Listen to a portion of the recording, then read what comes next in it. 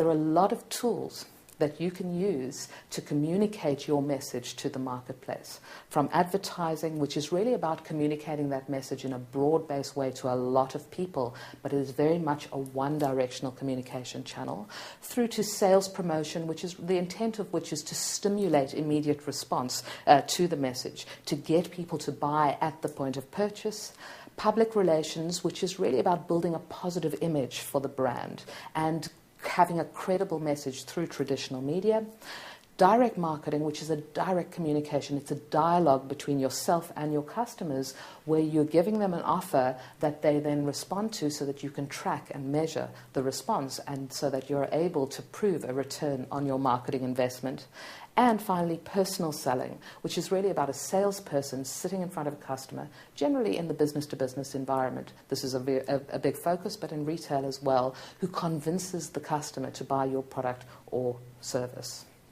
So how do you decide which channel and which communications channel to use in order to achieve your objective?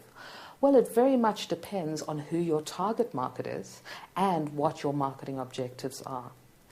When you decide on mediums, you've got to remember that some of them are very, very personal. And the more personal the medium, the more powerful the message. Whereas some are not personal. They're very generic. They're reaching a large number of people with a single message. And those are less powerful and often more inexpensive for a marketer when making a decision around channels. So the most powerful form of marketing is word of mouth. If you tell me, if you're my friend and you tell me about an incredible product or service that you've just experienced, the likelihood is that I will lend a lot more credibility to that message than if I go and have a look at a 30-second spot on television, because there I know it's marketing speak and it's not coming from you. So word of mouth, the social web, which is very much about distributing word of mouth, personal selling, those are very direct mediums and therefore very, very powerful. However, they're a lot more expensive in a lot of cases to achieve. The critical thing for you to remember is you need to look at a holistic approach to your marketing communications decisions. You need to decide what is the range of channels and the range of communication tools that you're going to use when taking your product to market. Is it going to be a combination of traditional advertising, direct marketing, web, sales promotion, and personal selling? And what is the most appropriate to your target market? How do you reach them in the most effective way? The critical thing to remember is that you need to take an integrated approach to marketing. You need to understand that it's concentrating on your customer. Where is your customer when they're making the buying decision, or when they're making a decision at any point along the AIDA or the buying process? The key thing when you're starting to look at integrated marketing communication strategy is to say, first and foremost, what are my objectives? What do I want to achieve? What are the desired outcomes of this marketing investment that I'm making? What are the specific goals? How am I going to achieve those goals? And most importantly, when setting your objectives, how am I going to measure that I have been successful? You also need to identify who is your target market. Who exactly are they? What do they really want when making a decision in your particular category? And what must you as a company do in order to satisfy those needs that they have?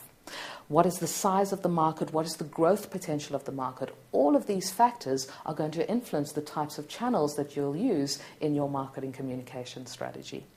Then, once you've identified what your objectives are and who your target market is, that's when you develop the tactics that you're going to use and the strategy in terms of helping you to get there. Which channels, which mediums, what is the message? How am I going to communicate this effectively so that it reaches my market when they're in the receptive mindset for buying my product or service? Once you've defined all of that, then you implement the plan. And very, very importantly is you track and you monitor and you measure. So you have a defined schedule and you roll out your plan, you closely monitor and coordinate the plan. Make sure that you're absolutely able to measure the results. Because if you don't measure the results, then you're throwing your marketing investment away. If you do measure the results, then you know what worked, what didn't work, and you're able to reapply your marketing budget more effectively the next time. Remember, it's very, very important to remember that relationships ultimately deliver value. You want your customers to build a relationship with your brand, an emotional connection with your brand. So it's not just that they take action once, but they come back and they buy from you again and again and again. And you can quantify relationship value by identifying what is the revenue and the profitability of each and every customer versus the cost of acquiring and maintaining that customer over their lifetime. So if I'm to summarize what we've spoken about today, we need to identify who is our target market, who are the prospects for our products and services. Then we need to say, what is the media that we're going to use to target that particular market that we've identified at the time and in the place where they are ready to make a decision around the products and services that we offer. We then want to sell the products to them. We want them to take action. And we want to get some more information about who they are, what their interests, what their needs are, so that we can sell to them the next time and the next, and we can build a relationship with them over time.